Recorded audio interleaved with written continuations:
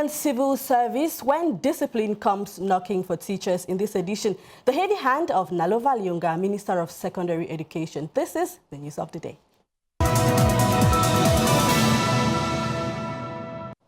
The Ministry of Secondary Education in Cameroon has reported that 1,226 teachers are currently absent from their duty post. This was revealed in a recent service note signed by Minister Nalova Lyunga on January 27, 2025. Take a look.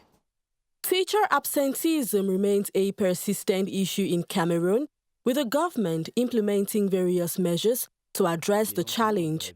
In a recent communiqué, the Minister of Secondary Education, Nalova Lyunga, has summoned 1,226 teachers currently absent from their duty posts. A senior education administrator noted that publishing the list is not just a disciplinary measure, but also an acknowledgement that dissatisfaction exists within the system and that reforms are needed. The list published by the Ministry of Secondary Education reveals to me two things. First, the level at which, the people are disappointed by the remuneration in the public service. The rate at which teachers are going out is an indicator of the decadence of the system. It's an indicator of the level of dissatisfaction. That is the first thing we need to know, that the tendency is for labor to move to a greener pasture. And that's what is happening. Over the years, the Ministry of Secondary Education has taken steps to tackle absenteeism. In July 2021, the ministry published a list of approximately 600 teachers who had abandoned their positions, many seeking opportunities abroad.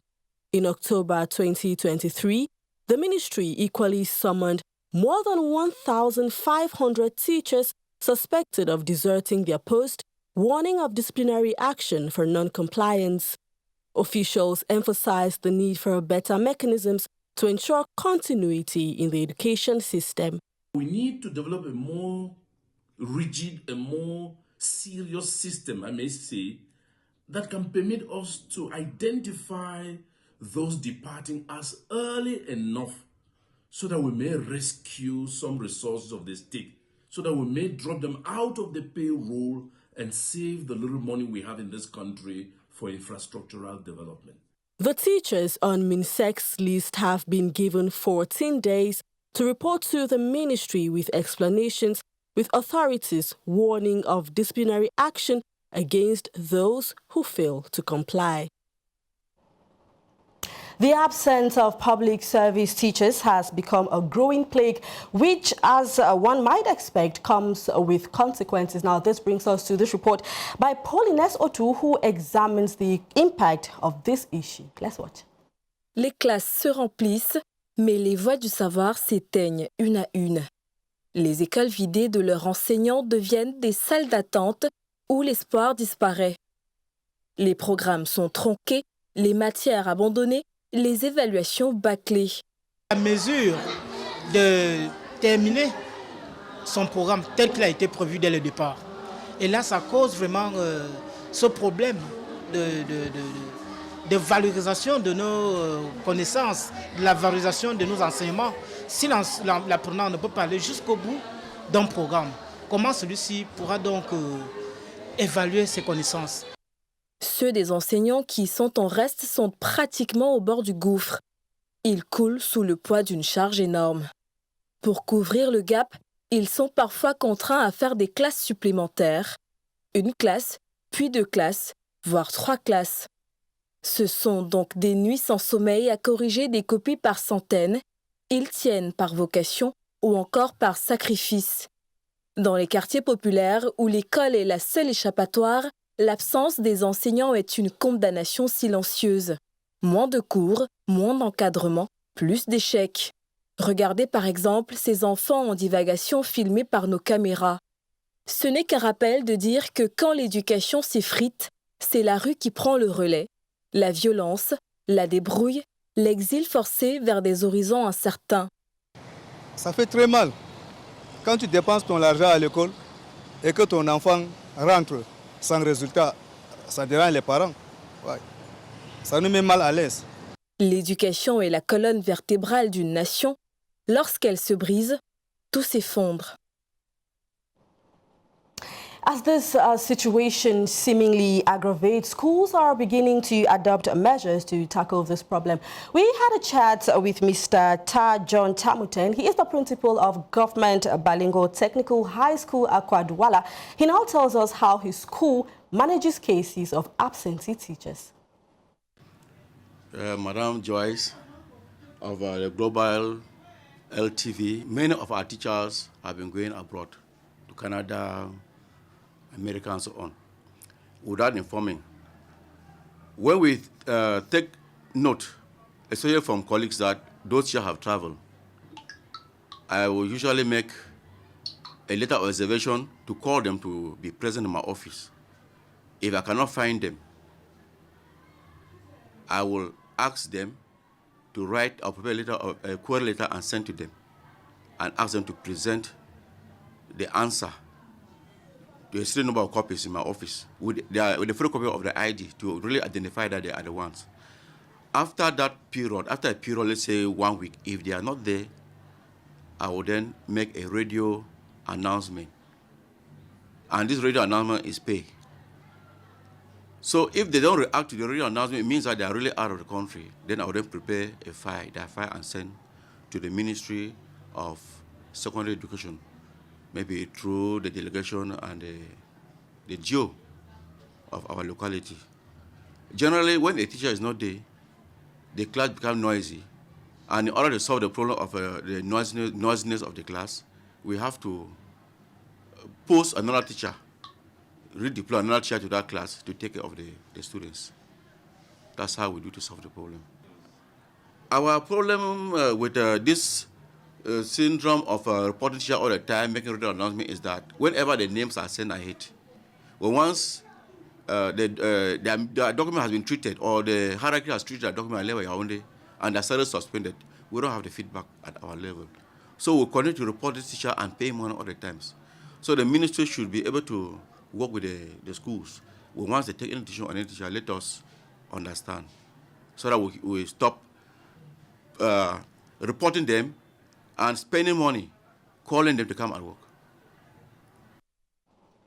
You're watching the news of the day on Global LTV. The civil service appealing to some and exhausting to others, while many young people strive to secure a public service registration number and the benefits that come with it. Others seek to leave, well, due to the difficulties that they might be facing. Colin Bekatal tells us more. Trouver l'équilibre entre sa profession et sa vie privée et assurer une sécurité de l'emploi, voilà une perspective alléchante pour ceux qui aspirent à la fonction publique. Y accéder est toujours un sujet de satisfaction. Merci particulièrement le président de la République et son excellence Probia, à travers le ministère de la Jeunesse et de l'Éducation civique, qui nous donne l'opportunité vraiment de venir nous former dans l'animation, dans le but de partir sur le terrain, en vue de promouvoir le développement des communautés. Alors qu'on estime déjà à plus de 411 000 le nombre de fonctionnaires au Cameroun, le besoin de porter un matricule reste aussi coriace qu'omniprésent dans les rangs des jeunes diplômés africains en général. Aux atouts de cette carrière déjà évoquée s'ajoutent les possibilités d'une formation et d'une évolution professionnelle continue. Et ce n'est pas tout.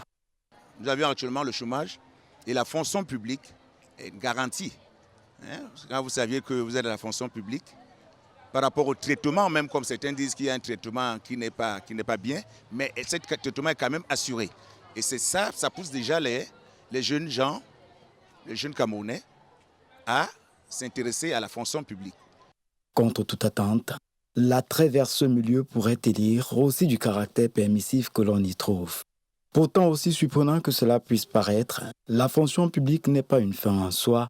Beaucoup d'autres se sentent d'ailleurs poussés vers sa sortie pour des raisons diverses. Aujourd'hui, il ne pousse pas ces derniers à être fidèles à son poste de travail. Et cela pousse l'enseignant à être en permanence, à une quête d'un mode de vie meilleur.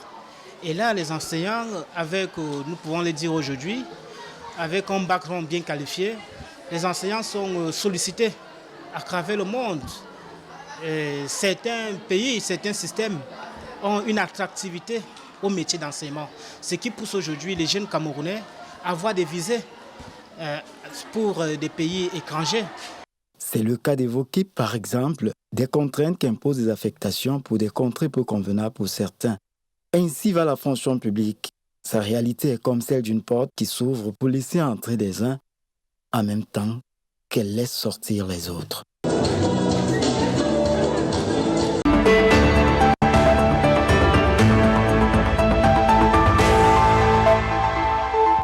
Our bonus information takes us all the way to Niger, where a massive gathering took place on Tuesday, January 28, 2025 at the Place de la Concertation in Niamey to mark the first anniversary of Mali, Niger and Burkina Faso's withdrawal from ECOWAS.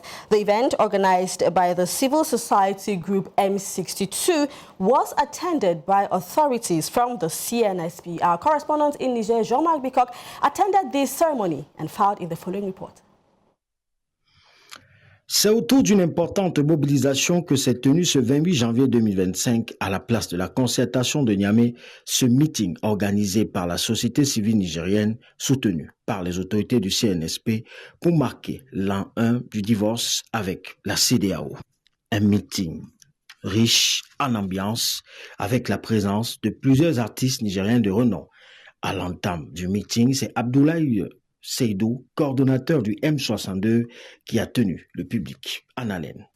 Le 28 janvier 2024, les dignes héritiers de la lutte anti-impérialiste pour une Afrique libre et digne, le capitaine Ibrahim Traoré, président du Faso, le général d'armée Assumi Goïta, chef de l'État du Mali, président de la Confédération des États du Sahel, le général de brigade, Abdraman Chani, président du Conseil national pour la sauvegarde de la patrie, chef de l'État du Niger, ont décidé d'assumer la révolte du peuple de l'Alliance des États du Sahel en déclarant le retrait avec effet immédiat du Burkina Faso, du Mali et du Niger de la CEDEAO.